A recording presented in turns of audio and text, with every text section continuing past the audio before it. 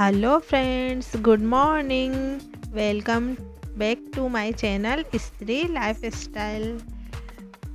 और फ्रेंड, बताइए कैसी चल रही है आपकी स्टडी। मेरी स्टडी भी अच्छी चल रही है। आई होप कि आपकी भी अच्छी चल रही होगी।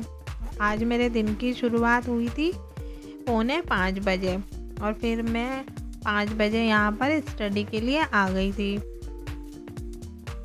तो मैं यहाँ पर सबसे पहले अपने नोट्स का रिवीज़न कर रही हूँ और उसके बाद फिर मैं जो मैंने बुक मंगाई थी उससे पॉलिटी पढ़ूँगी। फ्रेंड्स, हम हाउसवाइफ्स की लाइफ भी कितनी अलग होती है, या फिर यूँ कहूँ कि हम गर्ल्स की लाइफ ही अलग होती है, एकदम डिफरेंट होती है लड़कों से। कि हमें अपना घर छोड़ना पड़ता है और दूसरे घर में आके सेटल होना पड़ता है और फिर सब कुछ उन्हीं के हिसाब से हमें करना पड़ता है। यानी कि हमारी लाइफ पूरी तरीके से चेंज हो जाती है और थोड़े दिनों बाद हम फिर खुद पे ध्यान देना भी बिल्कुल बंद कर देते हैं। यानी कि हम औरों को खुश करने के चक्कर में अपने ऊपर बिल्कुल भी ध्यान नहीं देते हैं और फिर धीरे धीरे करते करते ये हमारी आदत ही बन जाती है। फिर हम खुद के बारे में सोचना और खुद के ऊपर ध्यान देना बिल्कुल बंद कर देते हैं कि हम कैसे रह रहे हैं, कैसे नहीं रह रहे हैं। बस हमारा ध्यान बस औरों के लिए सब कुछ करने में ही पूरा दिन हमारा बीत जाता है और हम खुद के बारे में कभी सोच भी नहीं पाते हैं। इसीलिए हमें शादी के बाद गर्ल्स को डिप्रेशन भी हो जाता है। बहुत सी लड़कियां होती है जो शादी के बाद ज़्यादातर डिप्रेशन में चली जाती है और फिर उनको वापस निकलने में बहुत टाइम लगता है, क्योंकि समझ में ही नहीं आता कि आखिर लाइफ में चल क्या रहा है। इसीलिए फिर हम डिप्रेशन से बाहर आ भी नहीं पाते हैं। इसीलिए फ्रेंड्स, हमें चाहे जॉब करें या ना करें, लेकिन हमें डिप्रेशन में नहीं जाना है। हमें खुश रहना है। हमें मोटिवेशनल जो हमारे जैसे बीके शिवानी है, ये सब बहुत मोटिवेशनल वीडियोस प्रोवाइड करते हैं, तो हम उनको देख सकते हैं, उनको सुन सकते हैं। बाकी हम भगवत गीता पढ़ सकते हैं। हमारे बहुत से ग्रंथ हैं ऐसे जिनमें बहुत अच्छी अच्छी बातें लिखी हुई है। हमारे बहुत से ऐसे महान पुरुष हुए हैं इस देश में जिन्होंने बहुत अच्छी अच्छी बातें बोली है, तो हम उन सबको सुन सकते हैं या फिर पढ़ सकते हैं और उनको पढ़ के हम लाइफ में मोटिवेट रह सकते हैं। और फ्रेंड, एक अफर्मेशन भी एक तरीका है जिससे हम बहुत खुश रह सकते हैं लाइफ में। अपनी लाइफ को अपने अकॉर्डिंग हम उससे चला सकते हैं और ये तरीका मैंने भी अपनाया है।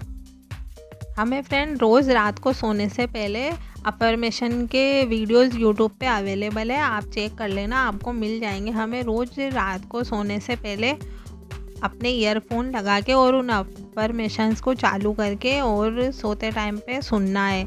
हम डेली ये अगर 21 डेज़ तक करेंगे तो हम है ना अपने गोल को अचीव करने के लिए इतने एक्साइटेड रहेंगे और हम कभी डीमोटिवेट भी नहीं होंगे। क्योंकि जो हम सुनते हैं ना रात को सोने से पहले, वो हमारा माइंड पूरी रात उसको प्रोसेस करता है और फिर वो हमारे जो सबकॉन्शियस माइंड होता है उसमें उस चीज़ को भेज देता है कि हम चाहते क्या हैं। ये अफर्मेशन जैसे हम हमारे माइंड में डालते जाते हैं तो वो हमारे सबकॉन्शियस माइंड में पहुंचती जाती है और धीरे धीरे करके वो हमारे सबकॉन्शियस माइंड में इस तरीके से बैठ जाती है कि हम अगर चाहें ना कि हम स्टडी ना भी करें तो ऐसा पॉसिबल नहीं है। कि आप अगर 3-4 दिन उसके बाद स्टडी नहीं करोगे ना तो आपको ऐसा लगेगा कि अरे मुझे स्टडी करनी है, मतलब आप बहुत ज़्यादा बेचैन हो जाओगे स्टडी करने के लिए। पहले मैं अफर्मेशंस डेली सुनती थी, तो अब अगर मैं स्टडी छोड़ भी देती हूँ ना कुछ टाइम के लिए, तो मुझे ऐसा लगता है कि अरे नहीं, मैं स्टडी छोड़ नहीं सकती हूँ, चाहे मैं सब काम छोड़ दूँगी। लेकिन इसीलिए मैं फिर वापस से, चाहे कितने भी दिन हो जाए मुझे, लेकिन मैं वापस से स्टडी करने आखिर बैठ ही जाती हूँ। एक बार मैंने सोचा भी सही